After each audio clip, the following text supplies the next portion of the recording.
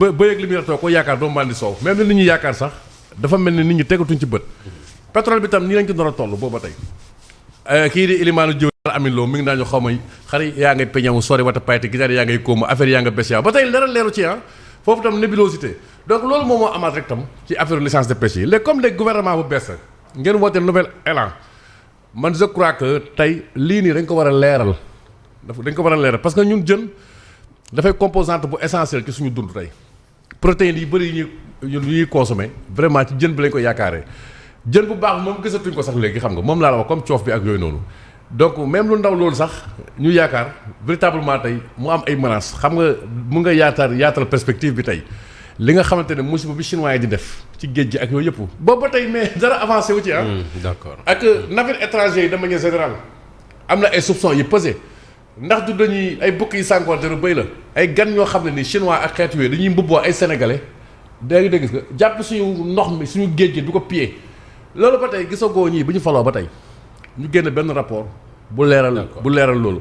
wax ji daal bëri na ba pare tey Pierre Simon Faye xool le phénomène de l'immigration de la migration clandestine ñan lay gën a affecté mooy les pêcheurs artisanaux mais pêche boobu bu ñu ko xaymee ci diggante 2012 ba 2019 am na perte de volume de 59%. te certainement la situation s'est exacerbée depuis lors géej gi daal dafa mel ni géeju gan yi la quoi ñoom daal xool dañu leen ko ubbil ñu ñëw def leen neex après ay polémique licence de pêche yaa may dégg les gens s'octroient toutes les licences par rapport à l'exploitation de nos ressources halieutiques loolu je crois que c'est anormal et que comme gouvernement bu bees la ngeen teg di woote jubbanti yëf yi warul jubadi warul dëng ni garabu yow yëf yi na leer mais peut-être na nga ko docteur Fatou Diouf xëy na da doon anticiper. parce que comme jóge na ci gouvernement bi jotul woon publier liste boobee xëy na bu ko génnee nii day anticiper ci benn audit xëy na bu war a ñëw mais de toute façon coow laa ngi fi est-ce que coow loolu également du retourner contre moom.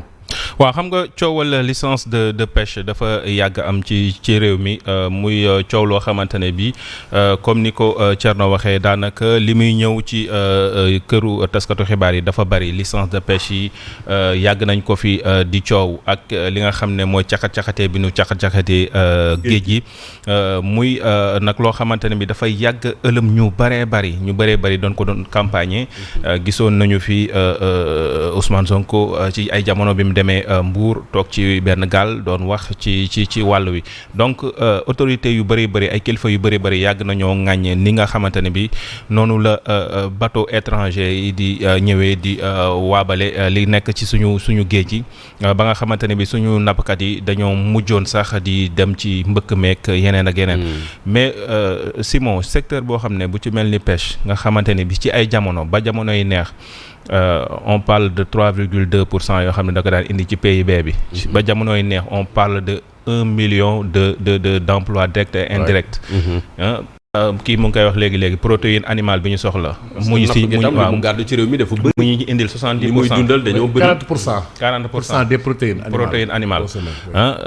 loolu yëpp mu nekk kon loo xamante ne bi secteur bu am solo donc ñun bu ñu toogee di déggaat ay licence de pêche te fan yii rek ñoo ngi doon wax xaw ma 5 licences de pêche te xaw ma démersale boo xamante ne bi daanaka waaw acteurs yi daanaka muy Mbour muy Saint-Louis ku nekk ñu caaro yi ñoom ñëpp ñu ngi commencé woon di reeteet ne affaire boobu noonu nañ ko xoolaat parce que bateau étranger yi dañ doon ñëw ba ay 6000 miles te ñoom dañoo bëggoon gaa yi dem ba 12000 miles boo xoolee tey exploitation pétrole beeg gaz bi tax na yenn zones yi pêcheurs yi mënuñ faa dem donc ressource bi maintenant ça se raréfie buñ ci ñëwee nag di ñu teg ay 111 licences de pêche léegi li ñuy sàkk moom mooy ñu amal benn audit indépendant boo xam ne dinañu xool ba xam procédure bi ndax procédure bu jaar yoon la bu fekkee procédure bu jaar yoon après bon ñu xool ne la ñuy def mais en tout cas tey na xel et puis lim bi dafa rëy 111 licences de pêche ci diggante 2 ans yi. c'est compliqué c'est compliqué en tout cas li waa Gëm sa bopp def également pour man ñoo ngi seen rôle parce que gis nañ loo xamante ne bi ëlëm na leen ñu sàkku ci ñi nga xam ne mën nañ ci indi leeral ci mel ni IGE wala OFNAC également peut-être ñoom buñ ci waxee dina mën a tax ba suspicion yi ak njott yu ñaaw yi bu ko defee ñu mën a xam lan mooy lan ak kan moo def lan. mais Mamadou Fofana le temps que peut-être ministre bu bees bi peut-être xam li nekk dëgg-dëgg ci dossier yi est-ce que mbir mi tamit du mujjee comme mbirum Azer du gaaw a leer. waaw xam nga mbirum licence de pêche comme de pêche plutôt comme l'a si bien rappelé Nanko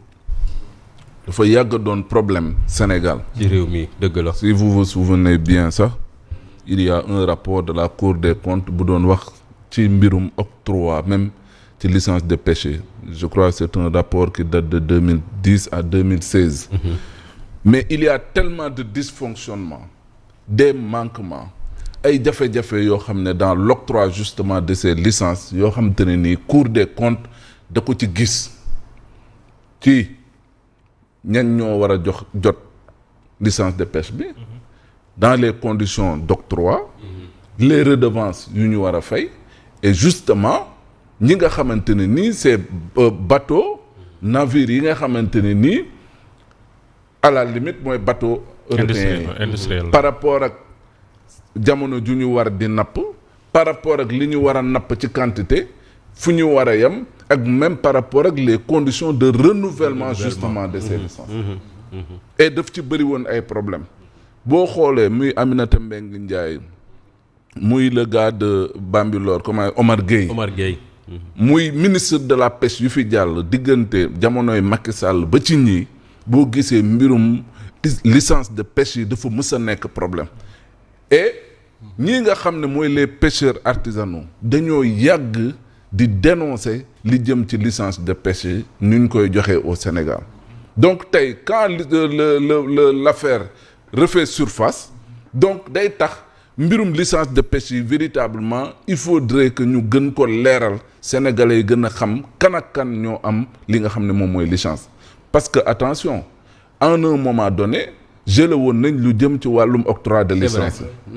Birahim Seck sa waxoon na ko fii topp ci mais wax ji moo di ne ay sénégalais ñooy dem mbubboo ne ñoom sénégalais nañ fekk na ne ay waa tugal ñoo nekk seen ginnaaw très bien donc di wane ne ñoom sénégalais ñoo bëgg pour am licence fekk na ne chinois bi moo nekk ci gannaawam fekk na ne turquie bi moo nekk ci gannaawam fekk na ne les européens ñoo nekk seen ginnaaw et ça a toujours été un problème dénoncé et un problème de fond en réalité maintenant li wér te leer mooy je sais que le ministre mënul octroyer licence ni comme ça ci cëgglu gu yam il y a une commission maanaam dafa am commission oui il y a une commission maintenant lan mooy problème bi commission bi daf ci am ñu d'accord dans les conditions d'octroi wala dafa am ñu ci d'accordul wala commission bi yëgul tinul ne ministre bi ci boppam ba muy jël dogal bi impliqué wu leen loolu moom moo tax tey jii li waa gëm sa bopp di laaj mu am solo s'il y a des licences qui ont été octroyées kan moo ak kan ñoom ñoo jot licence yooyu ci yan condition nañ ko jotee est-ce que remplir nañ lépp li nga xam ne ay critères la wala li nga xam ne dañ ko doon laaj pour que véritablement ñu mën a xam ñu mën a am la lumière autour justement de ces 111 licences de pêche et beneen bi moom mooy gis nga mbirum licence de pêche yi dafa nekk problème boo xam ne bu yàgg la ci pêche de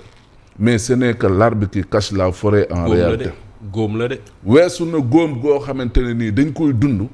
mais tamit ci suñu wàll il faudrait que véritablement yeneen jumtukaay yi nga xam ne ñi ngi koy wax ceer ba muy wax ne wéy projet jën amoon na effectivement mais projet jën boobu noonu li ko waroon matérialiser mooy Ousmane Sonko ak ay gaayam ci wàllum aquaculture ak pisciculture taxawaay ba ci am nga boole kaag les école communautaire loolu moo nekkoon une alternative une solution par rapport ak les difficultés yu ñuy noter on parlait de la reproduction des poissons parce que amuñu temps bi ñu leen may pour reproduction bi mën a am gaañi ñi ngi napp pratiquement 12 mois sur 12 ba pare ñun suñu bateaux yi amuñu doole yooyu concurrence bi nga xam ne moom moo am ak les bateaux européens donc loolu yëpp dafa nekk ay problèmes yoo xam ne qu'il fallait solutionner et en toile de fond véritablement ñi ko gën a dénoncer mooy les pêcheurs artisanaux qui tournent autour de plus de 26 000 bateaux yoo xamante ne ni artisanaux yoo xamante ne ni ñu ngi ci secteur pêche bi. tout à fait oui Thierno. non xam nga lu ma tuddee jëru projet foofu dama koy fàttali. non dañ ne Diomaye dafa falu jën yi génn. jën yi génn waaw. waaw loolu laa tuddee jën yi. waaw loolu tax ma ne la comme luxus. comme lañ ko mel ni dañ ko luxus. non gis nañ waaw vidéo mel ni dañ ko alors que pour géej gi mën a meññ. il faut ma am ab diir. repos biologique mais loolu moo amul ci géej gi. repos biologique. on parlait d'aire marine protégée. waaw déggatoo ci dara. affaire wu ngay wax ni pisciculture ak sax ñu mën a am les moyens de contrôler. mais waaw moyens de contrôle ñun est-ce que am nañu suffisamment de moyens pour mën a contrôler géej gi. mais c'est ça moyen de contrôler. waaw voilà temps bi moo fi dul xaj sax gis nga Sénégal ci boppam en terme de diplomatie. code maritime bi ñuy bind nii yëpp nii dans les années 70. Sénégal daf ci joué rôle yi mag a mag a mag temps bee dul xaj fii ñu yaatal ko li mu doon wax dëgg la pourtant dañ koy répété fii tey ndox du bàyyi yoonam. ay béréb yoo xam ne nii ay déeg la woon wala yooyu ni ngi dem ba dëkk fa. mais yooyu war nañu ko mën a def lu ñaan recapitalisation. pour nga moom benn revalorisation sociale nit ñi di ci napp. créer beneen écosystème. les Chinois joxe nañ ci ay modèles yu bëree bëri. yu bëree bëri sax dégg nga et puis xam nga documents yi ñu ngi fii la ci état bi. ñu ngi ci tiroir yi. oui ñu ngi ci tiroir. mais xam nga gars yi li seen problème dañoo liggéeyut. non loolu la quoi volontaire la. mais Malika bee ma dëkk ne Malika bee. yaa lac bi fa nekk nii Malika. yaa projet. bu agence nationale aquaculture def buy générer 1000 emplois. boo demee dara defuñ ko fa. alors que état du Sénégal moom moo ko deflu ñu fay ci xaalis bu bëri mais après France daal di xëndeel. mooy loolu. dañ ci jublu quoi liggéey xam naa après nag ndox moom dafa yaatu quoi affaire Cheikh Tidiane Dièye itam.